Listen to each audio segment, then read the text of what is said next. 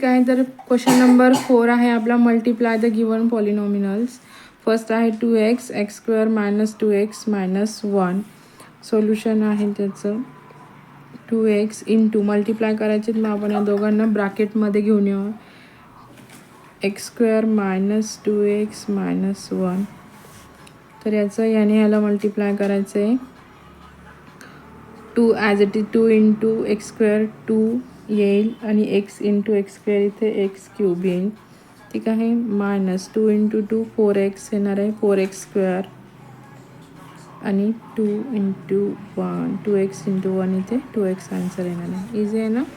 Second आहे x⁵ minus 1 then x cube plus 2x square plus 2 येणार आहे.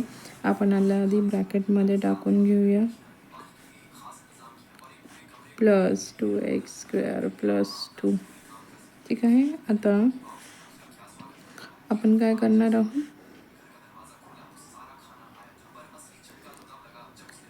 ह्याने आधी ह्या ब्रॅकेटला, नंतर ह्या संख्येने ह्या ब्रॅकेटला, म्हणजे bracket complete minus 1 x cube plus 2x square plus 2. Okay, ठीक आहे. आता x⁵ इंटू एक्स क्यूब केला, इथे x⁸ येईल प्लस इथे येईल 2x⁷ प्लस 2x⁵. आता हा मायनस ॲज इट इज आणि 1ने याला मल्टिप्लाय केल्यानंतर हे ॲज इट इज येणार आहे. ते मायनसचा साइन होईल, plus minus minus 2x square minus 2 येणार आहे. ठीक आहे, 3 नंबरचा आहे 2y plus 1 y square minus 2y cube plus 3y. इथे येणार आहे आपला आन्सर. याला ब्रॅकेटमध्ये टाकून घेऊन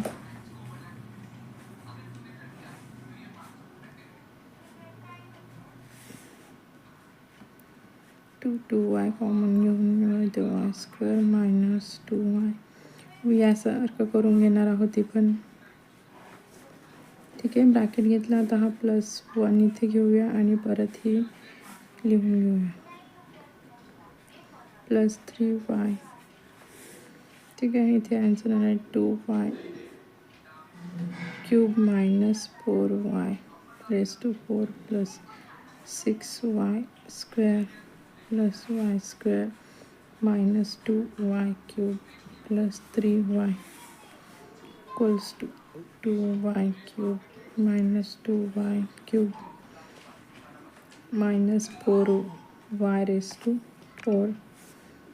plus 6y square plus 6y only y square plus 3y.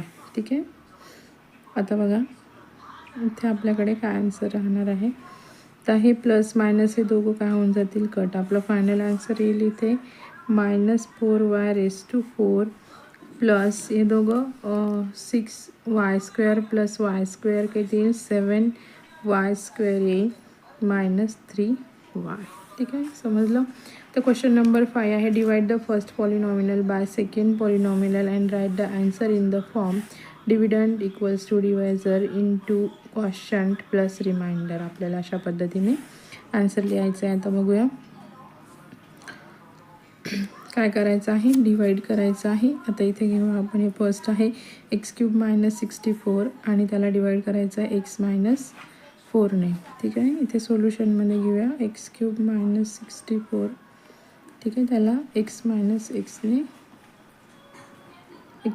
4ने divide करायचं आहे. आता आपण याचे फॅक्टर्स करून घेऊया, म्हणजे एक्स क्यूब. ओके, नंतर इथे येणार आहे 0x square plus 0x minus 64 असं हे आपलं इक्वेशन ॲक्च्युली आहे. ठीक आहे, मग आता आपण हे ते डिवाइड फॉर्ममध्ये घेऊया. ते x मायनस 4 ते घेऊया x cube plus 0x⁴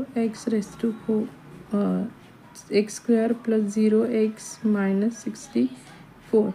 okay, आता आपल्याला ह्याचे डिवाइड करायचं आहे. आपल्याला एक्स क्यूब हे भेटायला हवं आहे. तर बघा x मायनस 4ला आपण एक्स स्क्वेअरने मल्टिप्लाय केलं म्हणजे x into x square x cube येतं minus 4 into x square 4x square येतो. ठीक आहे, मग आपण इथे हा क्वॉशंटमध्ये घेतलेला आहे आणि आपल्या इथे घेतला आहे आपण x³ मायनस 4x, आपल्याला हे मायनस करायचं आहे. ठीक आहे. आता यातून ही टर्म काय होईल आपली, मायनस म्हणजे कट होऊन जाईल आणि 0x² आणि ते मायनस 4x² म्हणून हे ॲज इट इज येतं 4x². ठीक आहे.